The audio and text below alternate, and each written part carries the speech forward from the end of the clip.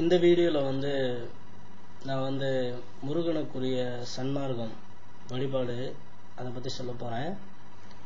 ஆதிசங்கரர் ஆரம்ப காலத்தில் பலவிதமான மதங்கள் போட்டி போட்டு கொண்டிருந்த நேரத்தில் இந்து மதத்தை பரப்பணுன்றதுக்காக 6 விதமான சன்மார்க்கங்களை வழிவகுத்து கொடுத்து 6 தெய்வங்களை வழிபடுறத வச்சாரு.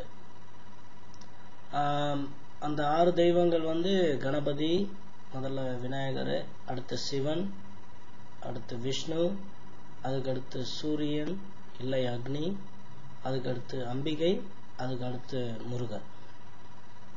ஒரு தெய்வத்துக்கும் சன்மார்க்கத்துக்கும் ஒரு பெயர் இருக்கு. கணபதியை வணங்குறதுக்கு கானாபத்தியம், சிவனை வணங்குறது சைவம், விஷ்ணுவை வணங்குறது வைணவம், சூரியன் அக்னி அவங்கள வணங்குறது சௌரம், அம்பிகையை வணங்குறது சாக்தம், அப்புறம் முருக கடவுளை வணங்குறது கௌமாரம். இந்த ஆரம்ப காலத்தில் பூஜைகள் எல்லாம் என்ன ஆயிடுச்சுன்னா, இந்த முதல்ல இருக்கிற 5 தெய்வங்களை மட்டும் வணங்க ஆரம்பிச்சாங்க. அதுக்கு காரணம் சிவனும் முருகனும் ஒன்றே அப்படின்னு தான் பொருள். ஏன்னா சிவனுடைய நெற்றிக் கண்ல இருந்து அக்னி பிளம்பா தோன்றினவர் தான் முருகர். இந்த கௌமாரத்தை பற்றி நிறைய இன்ஃபர்மேஷன் நான் ஒரு வெப்சைட்டில் பார்த்துருக்கேன். அந்த வெப்சைட்டை சொல்கிறேன். அந்த வெப்சைட்டுக்கு போனீங்கன்னாவே உங்களுக்கே தெரியும்.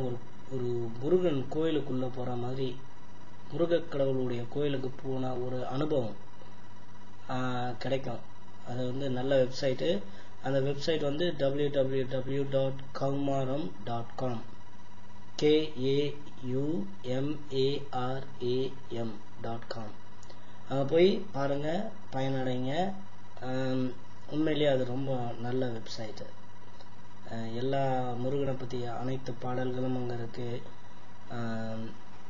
அப்புறம் பிக்சர்ஸு போய் பாருங்க, உங்களுக்கே தெரியும்.